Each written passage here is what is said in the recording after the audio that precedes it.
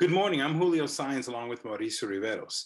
Today we'll meet Javier Zapata, the new president of the PassOn Enterprise Center, which helps small businesses with loans and training. We hope you will be inspired. Celebrating leaders in Rochester's unique and vibrant business community. We'll meet entrepreneurs whose passion and perseverance have helped push through life's challenges. Join us as we share their stories and journeys to success. It's time to be inspired. Javier, thank you very much to being Be Inspired, a show that we developed to interview interesting people like you, different type of organizations, companies, entrepreneurs. And today it's really an honor to have this interview with you. But before we talk about your organization, let's start talking about who is Javier Zapata. Oh, well, thank you, Mauricio. Glad to be joining you and your viewers and Julio too. So again, my name is Javier Zapata, just like you said. I'm born and raised from Puerto Rico. I've been in the nonprofit sector for about 15 to 18 years now. And most of that time focused really on economic development and small business entrepreneurship setting. So I've been in Puerto Rico for whole my life, and right now I'm in this new endeavor as I've come into PassOn Enterprise Center as their new president and executive director, which I'm really excited. And I'm making the move from Puerto Rico to the beautiful city of Rochester and meeting a lot of wonderful people like you themselves and a lot of people that have been giving me a warm welcome. So I'm really happy to be with you guys tonight and happy to be in Rochester too. Well, that's wonderful news for Rochester to have a leader like you who have been working in Puerto Rico with economic development, supporting small businesses and this type of organizations. So Javier, let's talk a little bit about your organization specifically, where and how this organization started and what type of services do you guys provide? Sure. So I'll talk to you a little bit about the parent company that we have, which is PassOn Corporation. So we're an affiliate corporation of the larger parent company, PassOn Corporation, which is a 501c3 nonprofit that does services in the workforce development and real estate development and home ownership assistance program. We ourselves, an affiliate corporation, like I said, PassOn Enterprise Center, and we provide small business lending and access to capital to a lot of underserved businesses right now that are hurting throughout upstate New York and Puerto Rico. And we also provide technical assistance to them. And that technical assistance can be to either aspiring entrepreneurs that have an idea and want to take it all the way to execution, or existing established businesses that want to take it to the next level. We provide a strong technical assistance either in-house or we outsource to contractors and consultants that can provide that service free of charge to small businesses across, again, upstate New York and Puerto Rico. And what are, if I'm a business owner watching the show at home right now, who do you help? I mean, if I only have the idea or up to a certain number of employees, or what's the range of people that you help? So we really cater to small and medium businesses, which is basically pair the SBA tables and all the information out there. It's mostly any small business that is looking at us right now. Really, the big small businesses are the Walmarts and the Microsoft, right? So we don't cater to those, of course. So anything other than that, if you're looking at this right now, you're probably a small or medium business. So the services that we provide, like I said, in terms of the lending, we provide lending from $5,000 all the way up to $250,000. So if you're an aspiring entrepreneur right now that has an idea and then wants to set up shop, we can help you provide that guidance in terms of how to do your marketing, how do you do your accounting, how to take that to the next level of establishing a legal business, right? So that takes a lot of work on the end of the entrepreneur, and having a helping hand that has the experience of working with many small businesses across many industries is a very good support for you. So in terms of a startup, if you're hearing us right now, you're thinking about doing a business, congratulations, please do it. Do not be scared of the risk. There's a lot of risk involved in everything we do in life, but if you have the inkling for doing something, do it. You have a helping hand in our organization. You can call us or email us, which I'm sure at the end we'll provide some of that information, and we'll guide you through that process. And for startups, the most we lend to is $50,000 plus all the technical assistance that's provided free of charge. So for existing small businesses, we also have programs that will help you take it to the next level. We have curriculum-based technical assistance that we're doing it with webinar now, right? Because of COVID. So we managed to pivot, and we're working with a lot of small businesses around, again, upstate New York and Puerto Rico, providing them with the tools to be able to take their businesses up to the next level, which also includes, we have a curriculum-based one that is called Tech Talks, which is how to get your business and pivot to the technological divide aspect of things, right? Because right now during COVID, a lot of businesses had to create new avenues of reaching their customers through technologies. So we also provide that. So if you're thinking about starting a business right now, again, you can call us and we can provide a lot of information on how to do so. A lot of technical assistance, individualized technical assistance in order for you to get to that next level. Or if you're an existing business that needs a little more capital to get there to the next level, loans all the way up to $250,000. That is wonderful, Javier.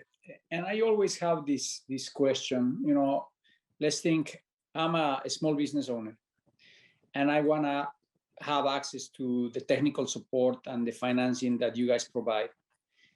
What's the structure of interest rate? Are you guys more competitive than a commercial market, or how that a commercial bank, what's the difference? What's the benefits to go in the road to PassOn instead to be going to the traditional commercial environment? Right, great question. Let's get to that because we are very different in a sense than a commercial bank. Again, we are not looking only at the collateral or credit of the client. We're also looking at the community impact of it, and we're looking at underserved markets. So historically, smaller loans that the commercial banks do not usually do for many reasons, again, because of the risk, we take that risk in. And our business model as a nonprofit is not based on interest income, right? It's not based on how much money we make out of our clients. It's actually based on subsidized level from different federal funding sources or foundations or other nonprofits that also provide support to our organization. So having said that, we do take a little bit more risk than a commercial bank does. Our interest rates go from 7.50 all the way up to 9.50. So that's 7.50 and 9.50, nothing above that and nothing below that. And that means so usually riskier cases where there's credit blemishes, cases where it's only a loan that people are asking for working capital. Most of the banks cannot only do that, or 100% loan to value, which is asking for 100% of the loan. So we try to cater to that market, and between those ranges, we think we're pretty competitive for that profile of a market. Very good, very good. And now you mentioned some of the history you have working in economic development and working with small businesses. During this time that you've been doing this, what are some of the key things that you think an entrepreneur has to have to be successful? Well, I used to say perseverance, but now I say perseverance and resiliency, right? After everything that has happened. So there's a lot of success story that we've had across the years during the work that we do. So when I got into PassOn Enterprise Center, I was a deputy director for 8 years in Puerto Rico before moving into this new role. And I was tasked with building that economic development program down in Puerto Rico. We started off with a very small fund of $100,000, and we managed to build that up to about $4 million. And we have 3 offices on the island, 2 satellite ones and 1 official one, plus people that cater to all of the municipalities in Puerto Rico. So we have a lot of success story before Hurricane Maria, for example. I always say this story because there was a laundromat in the municipality of Yauco. I remember always her with very good lights. Her name was Luz. So the business that she was working in, she was an employee of this business. So the business was about to close because the owner of the laundromat had a personal thing that had to move to the US.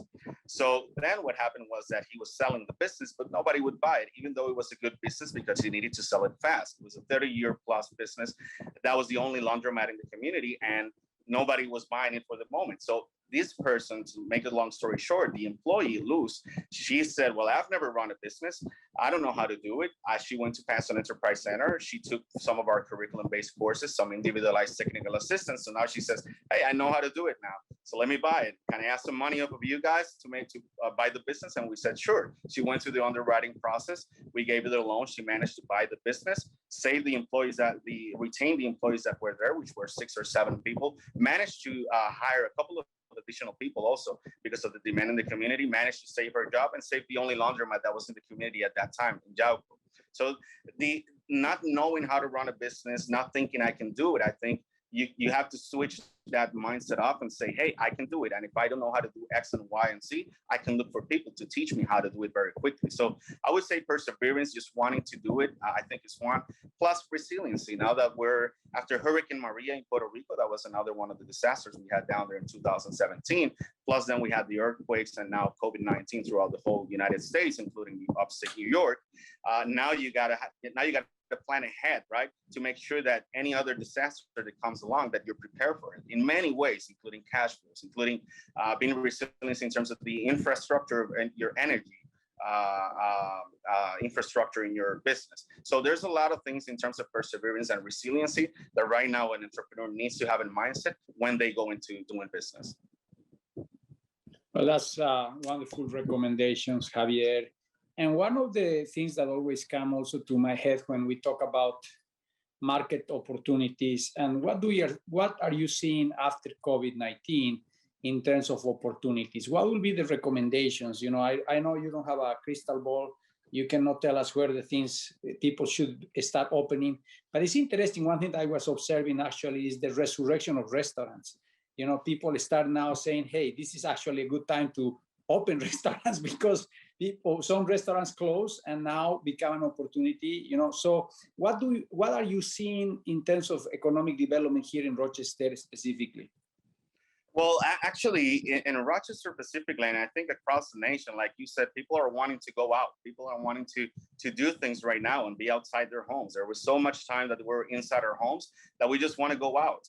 And this is similar, for example, a quick analogy to the movie industry. A lot of people love streaming services. Now they just want to go out to the movies and watch the movies on the big screen and have the popcorn, right? So there's a shift right now in doing things outside right now. There's one. But I would say at the same time, in terms of your example that you came up, restaurants. So there's a lot of opportunity right now for restaurants, right? But there's also the opportunity, for example, that COVID brought along for ghost kitchens. I don't know if you've heard much about them. I'm pretty sure you have. So the ghost kitchens, the way they work is that you have a kitchen that wasn't in use because of COVID, but a lot of other entrepreneurs want to use it.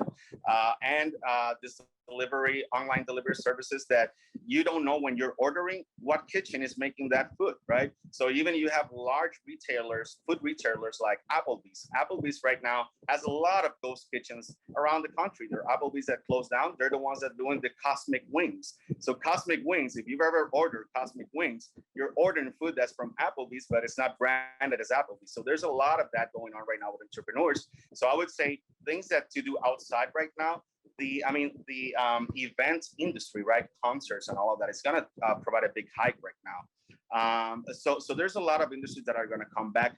There's also going to be a point that there's going to be a market correction, right? So there's going to be a hike in that, and there's going to come back to normal. So that's normal. But like you said in the beginning, there's a lot of uncertainty still. There's a lot of vaccination yet to be done. So hopefully this year will be a lot better than last year, but we still don't know exactly where to set it. But there's a lot of new opportunities in terms of the technology driven side of business that's really good to do now. Well, thank you so much, Javier. We'll be back with more after these messages.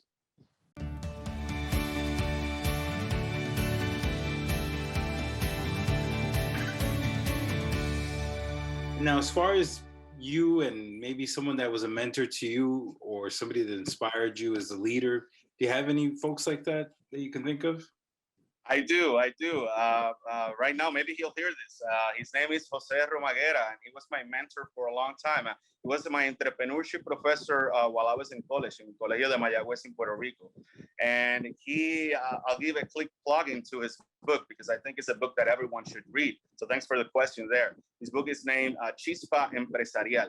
And I really think it's one of those books that just changes the mindset about people not necessarily thinking that they can be entrepreneurs, and just changes your mindset about, hey, this is not about the few, the proud, the Marines. This is not about the only few that can be business owners. This is about everybody can be a business owner. It just depends on what you're looking for.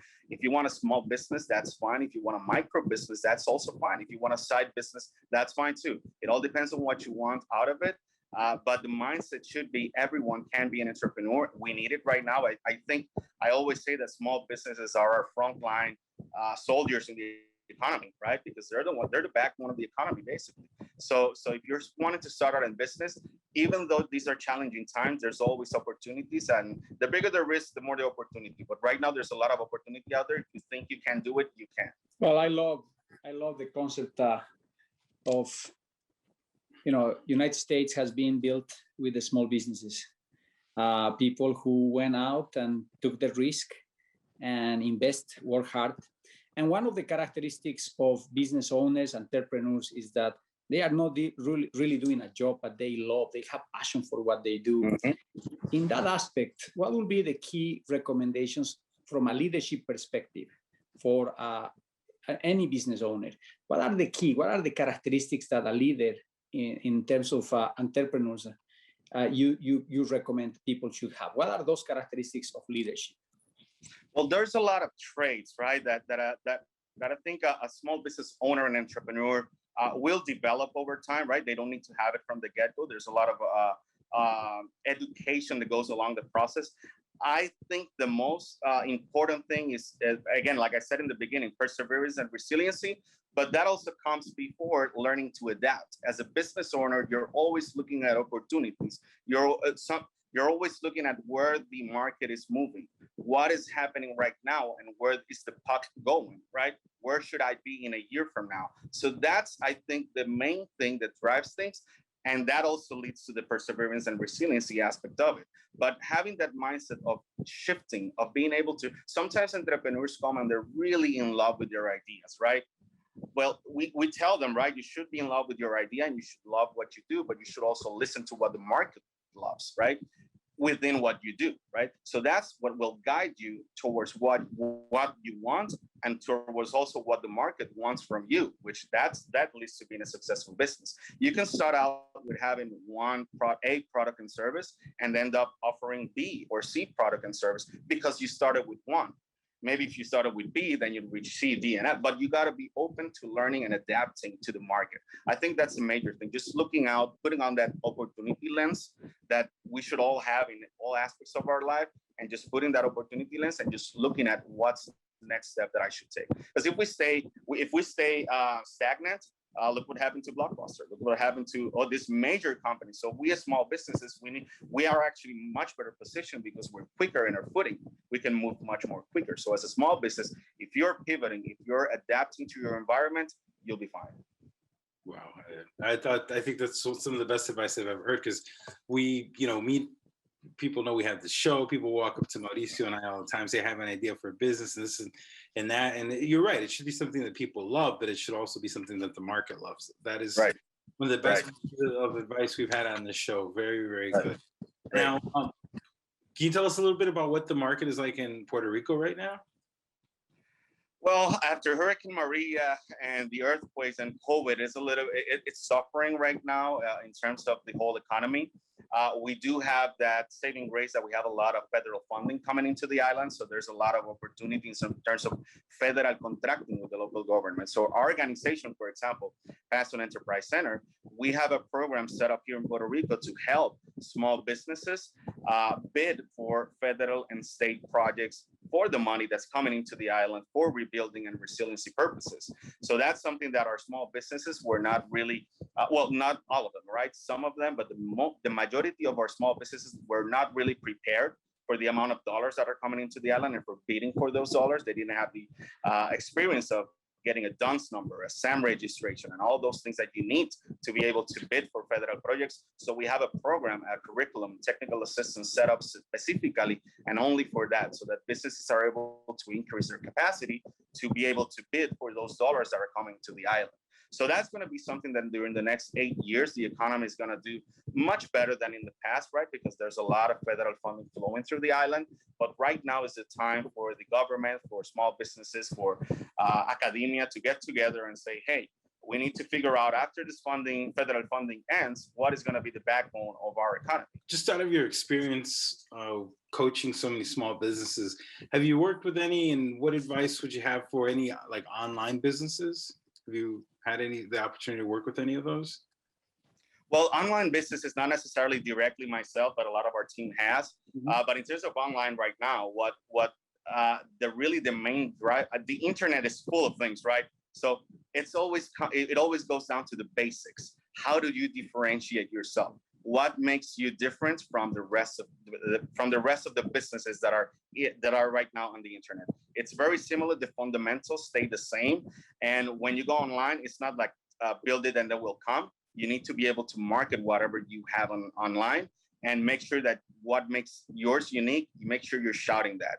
And especially don't try to be all things to all people, right? Sometimes we tend to think, hey, if I really cater to the whole market, I'm gonna be fine. No, sometimes it's best to just pick a niche right now and this is in terms of online, right? Because there's such an amazing amount. I think no time in history have we had so many choices in our fingertips on our cell phones to buy something, right? So if you really want to do something in the beginning, do something that you love, pick a niche, something that you do well, and then build from that. That is wonderful, Javier. Thank you very much for your time and the great things that your organization is doing here in Rochester, in Puerto Rico, and in other places. How can they contact you? If you can give them the address, the telephone. Yes, the best way to contact us is very easy. Just to email PECI, that's PassOn Enterprise Center Incorporated. Again, PECI @passon.org. If you contact us through there, we'll make sure that a business development officer reaches you and talks to you about your case, and we can take it from there.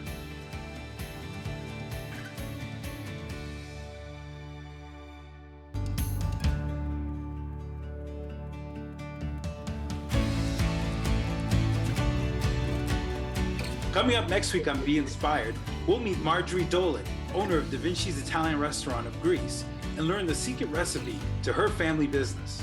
To watch today's episode and the complete interviews of our guests, go to rochesterfirst.com/beinspired. For more great talk with Rochester's entrepreneurs, listen to Boded 97.1 Saturdays at 9 a.m. For Mauricio Riveros, I'm Julio Saenz. We'll see you next week on Be Inspired.